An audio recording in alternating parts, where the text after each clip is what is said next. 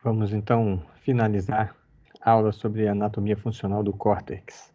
Então, vamos falar agora sobre áreas de associação terciárias.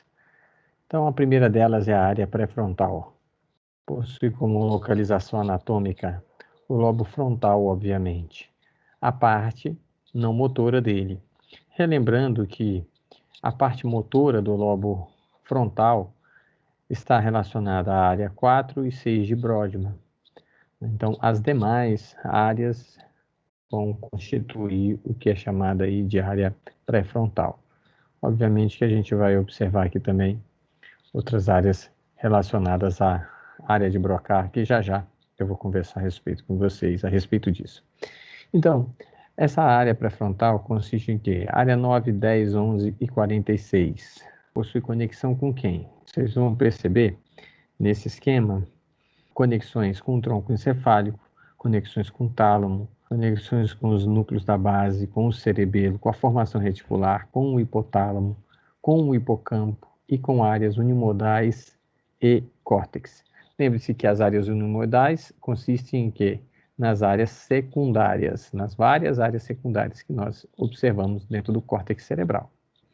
Então, veja que a área pré-frontal então, recebe um incremento, basicamente, de todo encéfalo. Por que disso? Porque, conforme nós vamos observar, ela será responsável, a principal área psíquica que nós temos, ela vai ser a responsável pelo julgamento, pela tomada de decisão, inibição de comportamentos socialmente inadequados, então toda a parte comportamental, com as funções corticais superiores, com a parte de criatividade, estarão envolvidos os aspectos motivacionais, enfim, né, o aprendizado.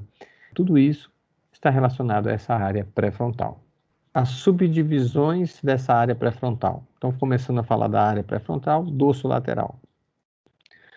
A área pré-frontal dorsolateral, que está aqui indicada e destacada, né, em azul, então ocupa a superfície anterior e dorsolateral do lobo frontal, circuito córtico estriado talâmico cortical, então é o seu circuito, e nós sabemos que esta área apresenta como funções o planejamento e execução das estratégias comportamentais mais adequadas à situação física e social.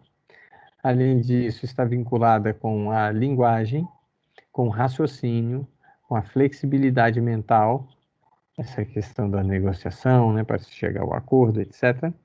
E a memória operacional, a memória de trabalho, né? Memória operacional, memória de trabalho. É muito importante para o ensino, por exemplo, né? Então, para o aprendizado nesse sentido. A outra questão, a gente tem a área frontal órbito-frontal, a área pré-frontal órbito-frontal. Esta daqui, então, na face medial, a gente vai observar a ventromedial, né, que já eu vou conversar a respeito dela. A órbita frontal encontra-se na porção inferior da região aqui, ó, da vista dorsolateral, né, da face dorsolateral do telencéfalo. Essa parte órbito-frontal está relacionada com o quê? Com circuitos também voltados com os núcleos da base, com o tálamo e o córtex. Tem então o circuito córtico estriado talâmico cortical. As suas funções estão relacionadas ao processamento das emoções, à supressão de comportamentos socialmente indesejáveis e manutenção da atenção. Quanto à localização, conforme foi colocado, ocupa a parte ventral do lobo frontal, adjacentes à órbita, compreendendo os giros orbitários também, numa vista inferior. Então, a gente vê também esta projeção do órbito frontal. A face ventromedial também vai estar relacionada ao processamento de emoções e também vai estar relacionado com essa parte de manutenção de atenção. O que a gente tem que ficar de base, né? Que a área pré-frontal está relacionada, então, com as funções mais complexas que nós temos dentro do córtex cerebral. Exatamente porque o que a gente tem ideia do que seja consciência, de definição de indivíduo, de orientação, encontra-se exatamente como função da área pré-frontal. Passamos para uma próxima área, a área parietal posterior. A área parietal posterior consiste o quê? Na área 39 e 40, área 39 e 40. Então, compreende todo o lobo parietal inferior, que é o que a gente vai observar aqui, parte dele, tá? Uma parte do giro supramarginal. Então, lembrando que o giro supramarginal é este aqui, né? Então, a gente vai trabalhar em cima da fissura, do sulco lateral. Então, este aqui, onde está o 40, está relacionado ao giro supramarginal. Desculpa, esse é o supramarginal. E ele também está relacionado com a parte parietal superior e margens do sulco temporal superior, né? Então, relacionado aqui com um pouquinho deste sulco. Ele chega também a atingir, embora não foi aí descrito, mas também a parte de giro angular, tá? Um pouquinho de giro angular, do giro supramarginal, do lóbulo, né, parietal inferior, certo? Que vai contemplar esta regiãozinha aqui, ó. Dito esses pontos, o que a gente tem aí de ideia de função desta região aí da área parietal posterior? Bom, a área parietal posterior tem como função integrar informações recebidas pelas áreas secundárias auditiva, visual e somestésica. Então, para fazer o quê? Bom, ela está relacionada com a imagem mental completa dos objetos, do tato, do cheiro, do som e do seu nome. Então, está relacionado com esse tipo de informação. A percepção espacial e a percepção do esquema corporal. Falando isso daí em relação do indivíduo, né? Então, como que ele se percebe. Então, uma área muito importante para o conhecimento de si, nesse sentido físico. Aqui foi um estudo que eu tive o prazer assim, de conduzir, onde nós buscamos entender até que ponto a observação de uma imagem anatômica pode agregar e aumentar, vamos dizer assim, o autoconhecimento de si, especialmente de partes, obviamente, do seu corpo, garantindo assim um benefício em relação a domínio, por exemplo, de musculaturas mais internas do nosso corpo, neste caso, os músculos do períneo. Então, como é que foi, né? O efeito das intervenções no pré e pós-teste de perineometria. Perineometria é um aparelho, perineômetro, um aparelho, vamos dizer assim, um eletromiógrafo de pressão, né? Então, onde esses órgãos, né, cavitários, a gente coloca uma sonda, pode ser vaginal ou uma sonda anal, e solicitamos a esse paciente que faça a contração dessa musculatura pélvica. Então, nós, neste caso aqui deste estudo, realizamos 3 grupos. Um grupo foi denominado G1, G2, G3.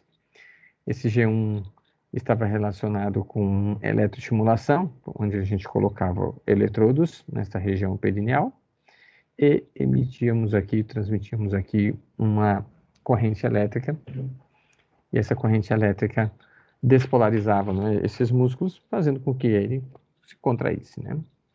Aqui nós temos no G2, nós mostramos simplesmente a respeito da musculatura, informamos como é que são os músculos do assoalho pélvico, e depois pedimos para que esses pacientes realizassem uma contração também, né, da sua musculatura pélvica.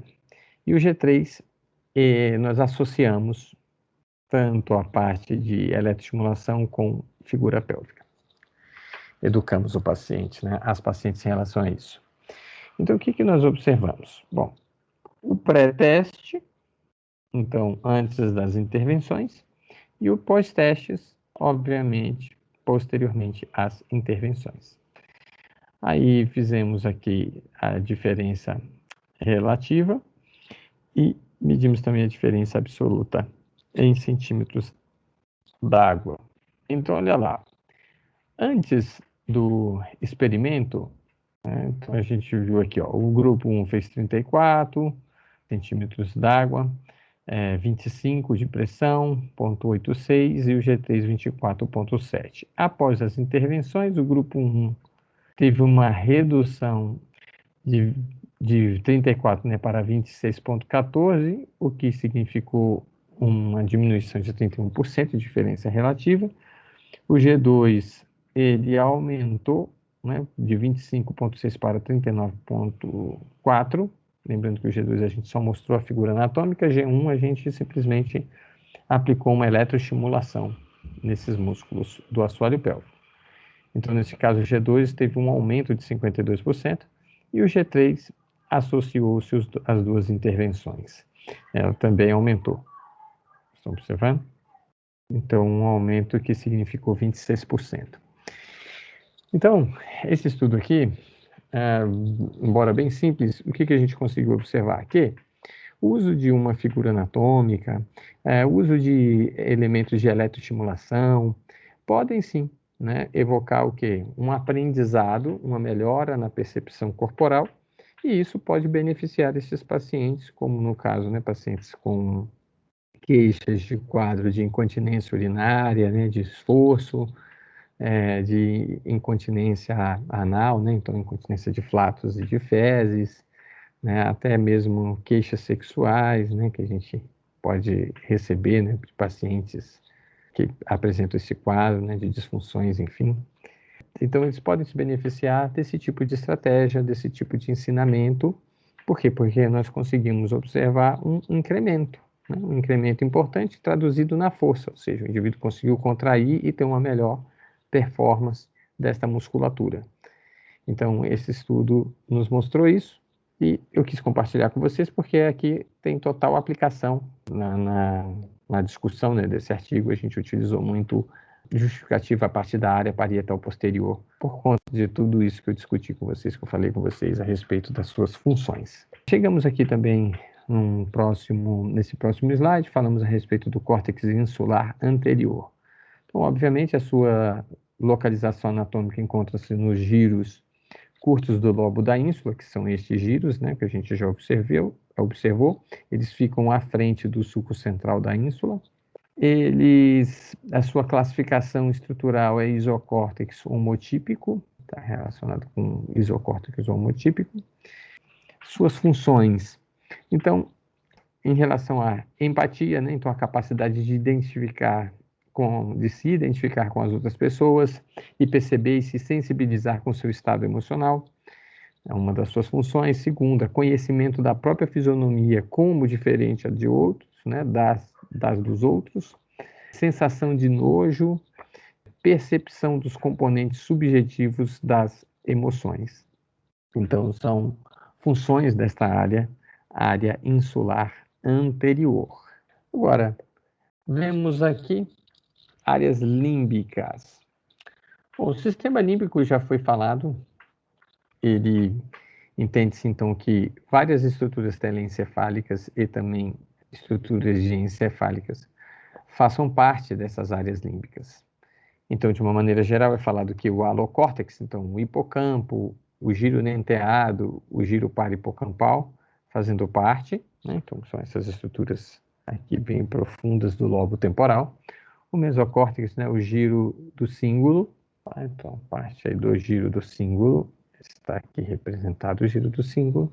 O isocórtex, então, a ínsula anterior e a área pré-frontal, órbito frontal. Okay? Então, esta porção está fazendo parte também do sistema límbico.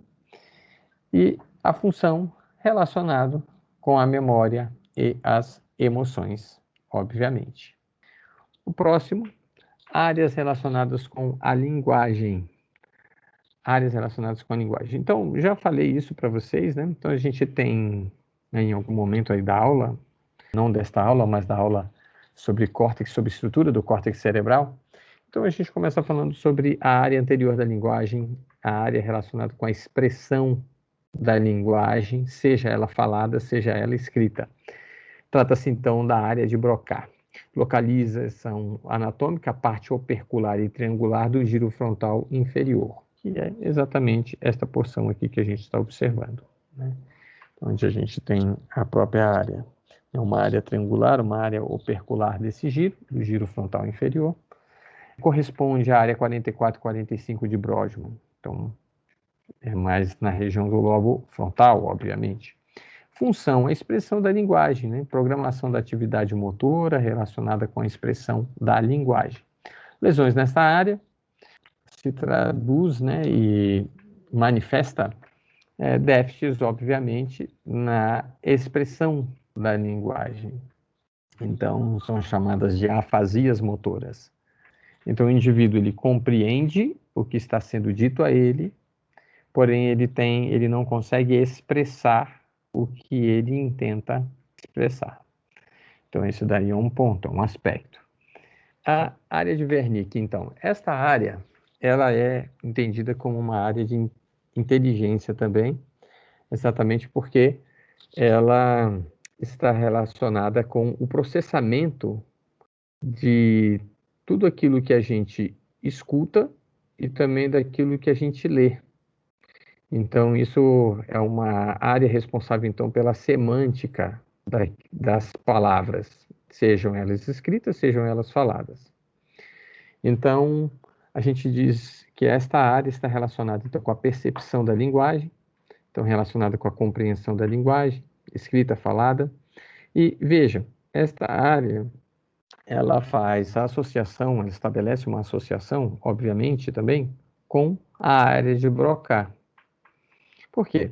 Uma vez que é requerido do sujeito que ele responda a algo, então ele escutou uma dada questão, em seguida é esperado que ele responda. Então, para ele responder, ok, primeiro passo, ele precisa compreender o que foi falado. Segundo passo, ele precisa agora expressar o que está sendo requerido dele. Então, para isso, você precisa dessa comunicação entre essas duas áreas. Lembre-se que eu, na nossa penúltima aula, falei sobre estrutura do centro branco medular, né? Então, do cérebro, e falei também sobre a estrutura do córtex. Quando eu falei sobre o centro branco medular, então ali do cérebro, eu falei a respeito de fibras.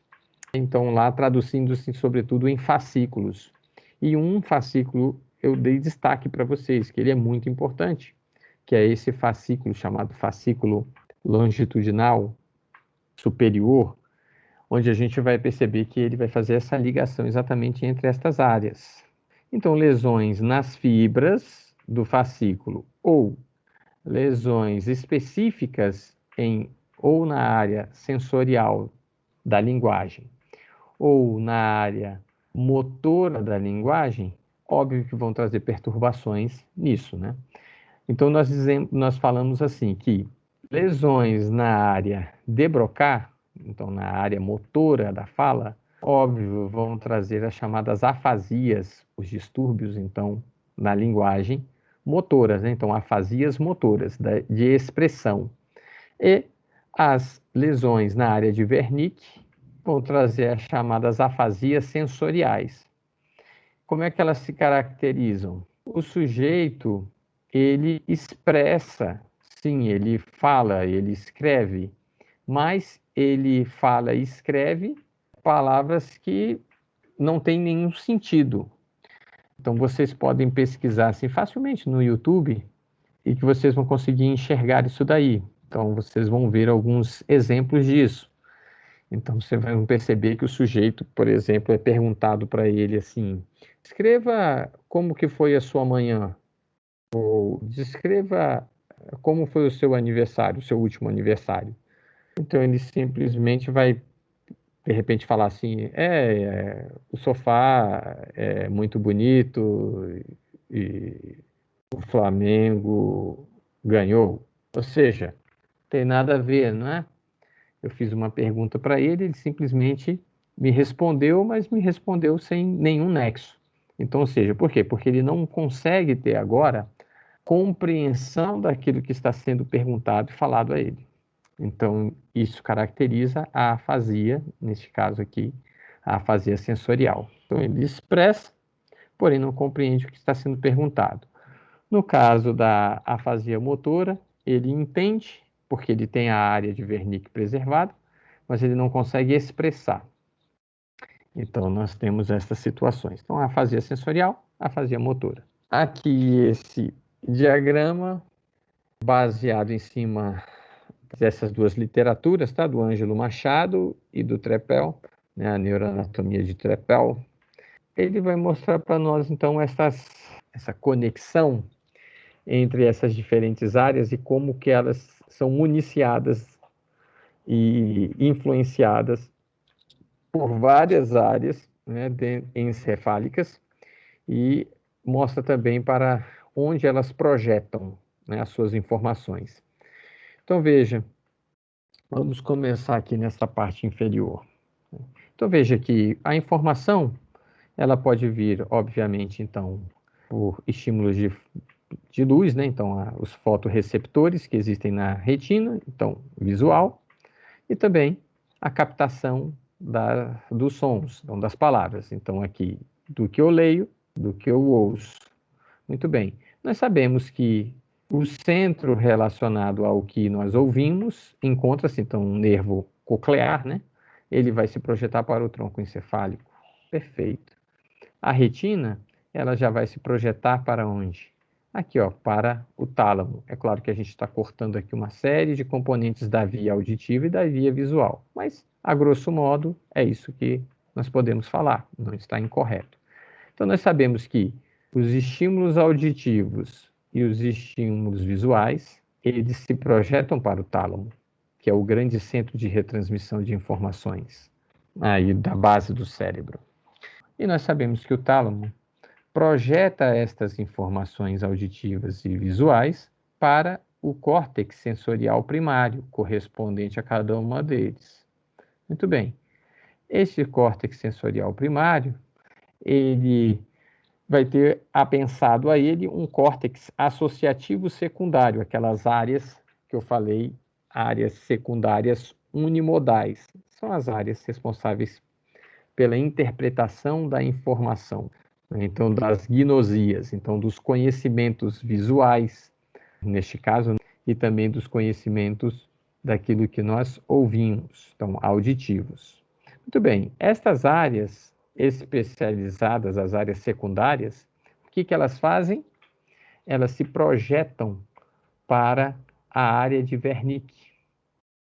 Então, essa área de Wernicke nós já entendemos, a área responsável pelo aspecto do processamento destas informações que foram discutidas até então. Aí nós já sabemos que existe esse fascículo arqueado, que é o fascículo longitudinal, tá? Superior. Então, ele se projeta para a área de Broca. A área de Broca, uma vez que recebe estas informações, ela vai projetar-se para a área M1, para a área motora primária. Mas é importante sempre lembrar que ela recebe influência, a área de Broca, ela recebe influência de quem?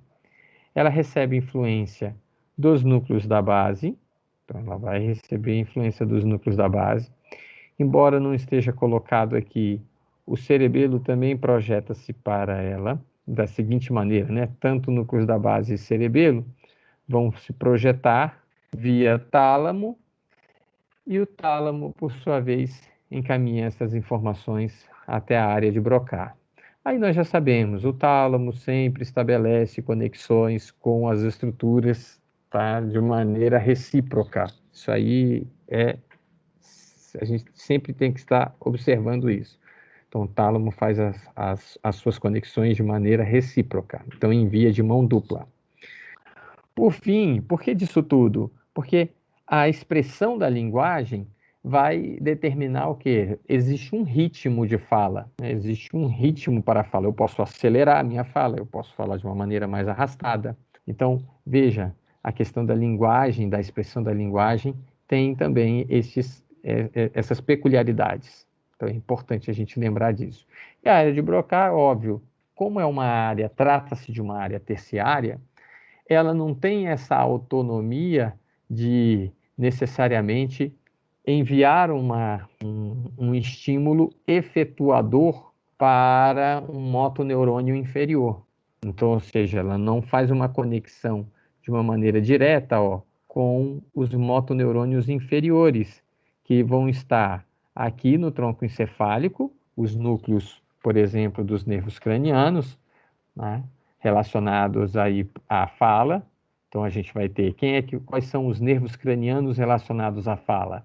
Então, a gente tem o sétimo par de nervo craniano, o quinto par de nervo craniano, vão estar influenciando, o nono par do nervo craniano, o décimo par de nervo craniano e o 12º par do nervo craniano. Olha só, todos esses núcleos motores desses nervos que eu estou mencionando estão relacionados com a expressão, por exemplo, da linguagem falada, por exemplo. Então, os seus motoneurônios encontram-se aí. E na medula espinal, obviamente, relacionado com, sobretudo, com essa parte, então, mais escrita. Então, veja, a área de Broca não faz essa conexão lá direta. Então, ela precisa fazer o quê? Projetar-se para a área motora primária. A área motora primária é o meio de eferência e projeção, porque, afinal de contas, não é uma área primária, as áreas primárias não são áreas de projeção. Então, a área efetuadora primária, então, partindo aqui do córtex, é a M1, área motora primária. Então, ela vai se projetar, como nós já sabemos, para o tronco encefálico, via trato córtico nuclear, e para a medula espinal, via trato córtico-espinal, influenciando esses motoneurônios inferiores, e estes, por sua vez, vão estabelecer sua conexão com os órgãos efetuadores, que neste caso aqui são os músculos. Então, veja que uma volta, assim, fiz um diagrama a grosso modo, né, bem simplificado, mas que a gente consegue ter um entendimento geral, assim, de como que essas respostas estão vinculadas. Eu passo a falar agora do último tópico da aula sobre anatomia funcional do córtex, que trata-se a respeito da chamada assimetria das funções corticais. Nós temos no cérebro, naturalmente, dois hemisférios, o hemisfério cerebral direito e o hemisfério cerebral esquerdo. Nós lembramos aqui, em relação à anatomia do telencéfalo, que existe uma grande fissura aqui, chamada de fissura longitudinal. Ela faz exatamente essa separação entre o hemisfério cerebral direito e o hemisfério cerebral esquerdo. Então como que os hemisférios se comunicam se eles encontram-se separados? Aí nós já sabemos, essa pergunta já foi respondida, porque nós compreendemos que existem fibras comissurais, fibras que estabelecem a conexão entre os hemisférios cerebrais. Então, são fibras comissurais interhemisféricas. A maior delas, o corpo caloso. Aí eu cheguei a mencionar para vocês também o chamada comissura cerebral anterior e também a comissura do fórnix. Dito isso, esse slide ele quer mostrar para nós que existem assimetrias das funções corticais. Isso implica dizer que nós temos um território de maior dominância, né? Então, existe um hemisfério dominante nas pessoas? Sim, existe um hemisfério dominante. Por exemplo, quando a gente fala a respeito de área de Wernicke e a área de Broca, é importante a gente lembrar que estas áreas, a área da expressão da fala e da compreensão daquilo que está sendo transmitido, né? Então, a área sensorial da fala e a área motora da fala, elas não estão expressas bilateralmente, então, em ambos os hemisférios, não. Elas vão estar no hemisfério dominante do sujeito. Então, o que que a gente tem? A maioria das pessoas possuem como hemisfério dominante o hemisfério cerebral esquerdo, a maioria das pessoas. Essa dominância, ela vai fazer com que esta área, por exemplo, de Broca e a área de Wernicke fique no lado dominante. Daí a gente compreende, por exemplo, um acidente vascular encefálico da artéria cerebral, por exemplo, média, que é a mais comum de ser afetada.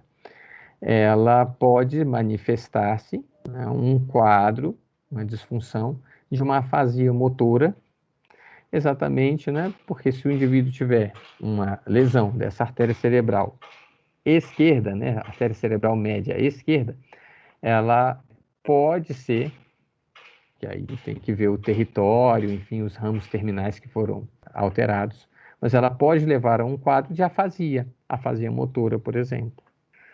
Pode levar a um quadro de afasia também sensorial? Pode levar. Então, o que acontece? Tudo dependendo do território dominante, né, do hemisfério dominante. Tem-se o seguinte, que o hemisfério cerebral esquerdo ele esteja mais ligado com quais questões? Então, isso o pessoal da neurociência tem trabalhado aí, sobretudo os pesquisadores da neurociência comportamental. Vocês vão ver que a neurociência trata-se de uma gama assim, de especialidades. Você tem as neurociências aplicadas a diversas áreas. Então, vamos lá. De uma maneira geral, tem-se que o hemisfério cerebral esquerdo, se ele estivesse assim se apresentando, é interessante esse slide, ele apresentaria, né, autoapresentaria assim: eu sou hemisfério cerebral esquerdo, eu sou cientista, um matemático, eu amo o que reconheço, eu classifico, eu sou exato, linear, analítico, estrategista, sou prático, sempre no controle, um mestre das palavras e linguagem, realista. Eu calculo equações e brinco com números. Eu sou a ordem, eu sou lógico, eu sei exatamente quem eu sou. Então, é um hemisfério representado, inclusive nessa cor aí, né, mais cinza, ou seja, é um hemisfério mais voltado para essas questões práticas. É um hemisfério voltado mais às questões, então, não abstratas, mas sim mais voltados àquilo que é mais concreto. O hemisfério cerebral direito, ele já se traduz como, né?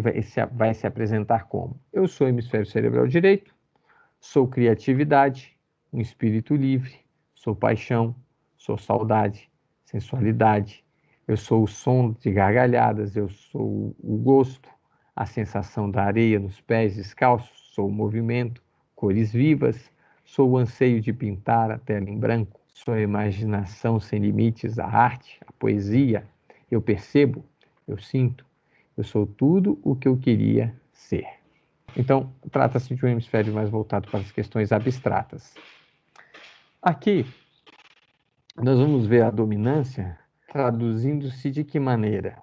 Professor, como é que eu faço para eu entender a dominância do córtex? Uma das formas simples que nós temos trata-se exatamente da nossa, por exemplo, lateralidade. A lateralidade vai se expressar como? Ao longo do nosso neurodesenvolvimento. Por exemplo, com a preferência de escrita. Então, qual é a mão dominante então para escrever? Se for para um lado de esporte e se você tiver que chutar, por exemplo, uma bola para ganhar R$1 milhão, você tem um chute, qual a perna que você utilizaria para chutar e tentar acertar aquele alvo? Então, provavelmente você buscaria a sua perna ou o seu lado dominante. A mesma coisa com a mão. Olha, você vai ter que acertar o alvo. Então, você vai lançar essa pedra e você vai ter que acertar o alvo. Com qual lado você escolheria? Ou, escuta, eu gostaria que você tenha uma chance. Então, você vai poder mirar, você vai ser um sniper aí. Então, você vai poder mirar e focar com um dos seus olhos o alvo, estabelecer o alvo e executar, por exemplo, aí o disparo. Então, com qual dos olhos você escolheria? E aí existem alguns testezinhos bem legais para a gente observar também essa dominância do olho, né? Qual o olho dominante. Infelizmente a gente não está tendo as nossas aulas práticas, mas quando voltar eu faço com vocês o teste, é bem interessante, né? A gente utiliza isso muito na parte de habilidades manuais, né? Enfim, então nós vamos ver que a dominância ela vai se manifestar ao longo do nosso neurodesenvolvimento com a expressão da lateralidade. é isso que nós temos aí. Esses seriam alguns apontamentos que eu teria para vocês. E eu vou terminando por aqui esta transmissão, esta aula. Espero ter contribuído com alguma coisa aí para vocês. Então, bons estudos. Até o nosso próximo encontro.